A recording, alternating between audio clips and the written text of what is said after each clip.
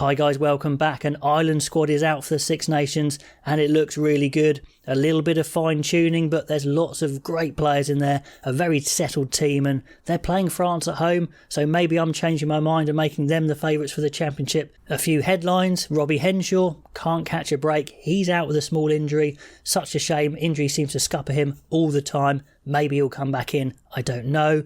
But it's opened the door and we see Jamie Osborne of Leinster coming in. Goodness me, he's looked good. Fantastic form for him.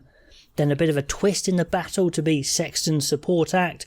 Ross Byrne's back in, Jack Crowley's in, and Joey Carberry is out. Now that's really interesting because that's a change in the pecking order there. So can Ross Byrne or Jack Crowley actually nail on that number 2, number 10 role for the World Cup? So that's a big one. And also there's a bit of a bun fight for those wing options. We've got the powerful James Lowe returning. He was a nailed-on starter before his absence. The experienced Keith Earls is back. The fast feet of Jordan Lama's back. The big man Jacob Stockdale is back. Can he rediscover his form that made him a first choice in his early days? Lots of different types of winger for Andy Farrell to go for. And he can even leave out the straight line speed of Robert Balakoon. Now let's have a look at the forwards, and most of the expected faces are there. Dave Kilcoyne edges out Loughman for that role at loosehead. The hookers, it's their best trio. This is the lineup they want for the World Cup, I am sure, with Kelleher back in the fold, Dan Sheehan the incumbent, Herring the slightly older head there. It's really, really interesting. It's perfect what they want. In the second row, the headline there for me is Joe McCarthy, got his single cap in the autumn, looking to add to that the young Leinster lock. Can he make a charge for the World Cup? Back row wise, Jack Conan still in the squad, although he looks like he's fairly behind Doris for now. We've got Boom Boom Gavin Coombs. I really like this guy. He's an absolute beast and a different option for Andy Farrell to pick on if he needs the pack beefing up. Caelan Doris looks like he's got it all now, bulked up a little bit. Plus he's got that great all-round skills. He's got that running game. Just looks a spot-on international number 8 at the moment.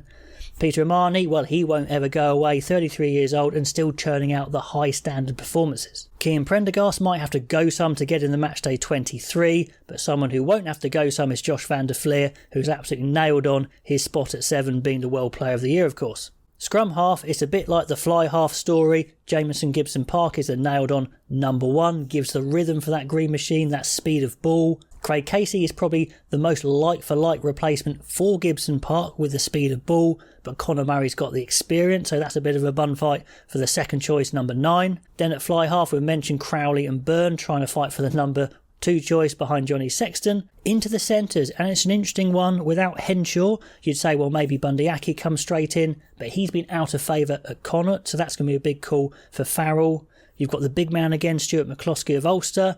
The new guy, Jamie Osborne, who could play 12 or 13. The nailed-on guy, though, is Gary Ringrose, who's pure class, a real leader, just good in all aspects of the game. And then at the beginning, we've mentioned all those wing options. It does look like Hugo Keenan is going to be the nailed-on number 15, though.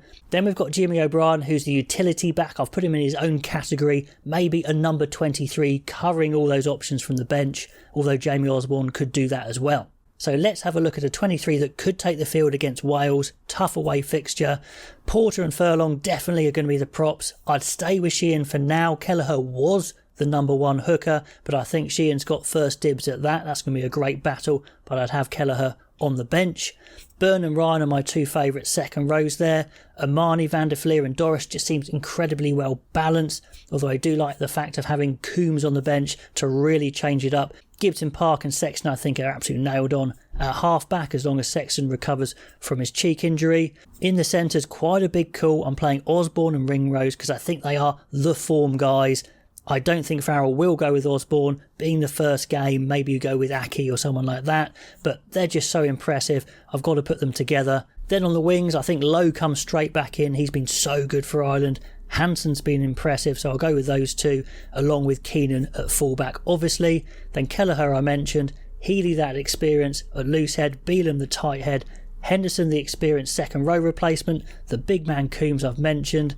The experience of Murray, I think, just gets it over Casey, although it's a close call. Crowley or Byrne, well, I'm going to go with Crowley, but it's kind of a 50-50 for me. Happy to go with Byrne. And then Aki on the bench just to back up Osborne, considering it is his first cap. So that's my team. Let me know what your team would be for the Wales game, what you think of this squad. All the comments below, and I'll catch you next time.